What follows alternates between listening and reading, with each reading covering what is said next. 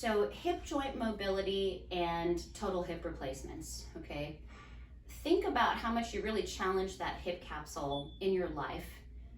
Usually you don't flex more than this, and usually when you get up and down, knees are inadvertently aimed outward, feet aimed outward as well, okay?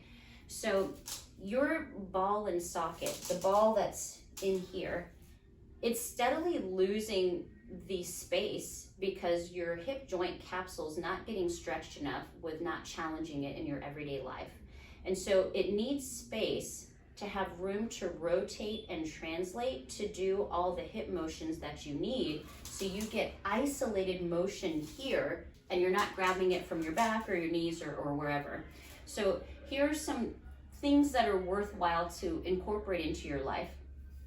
If you're gonna get up and down, could you please try to keep your toes straight, knees in line with toes, and get up and down in that manner versus separating out and aiming outward.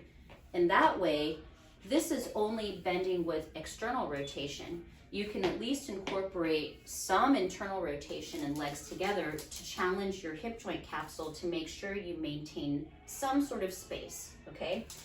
The other thing too is if you happen to be a yogi or you do Pilates or whatever, normally things are aimed outward. Could you build the ability to not be aimed outward and at least be hip width and stay straight and learn to flex down?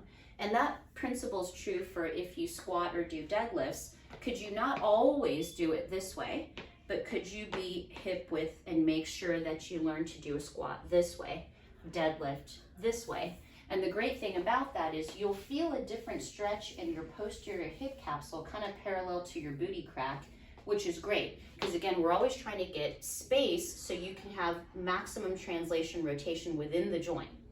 So another good drill to do is keep your feet hip width straight, knees in line with toes, and just hold on to something sturdy and just work your way into actually flexing past the 85 to 95 degrees in a chair.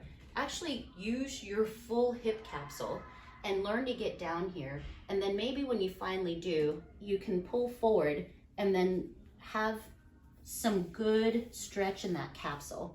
The more space and range you have within the capsule means you get to avoid a total hip replacement in the future. So try it out.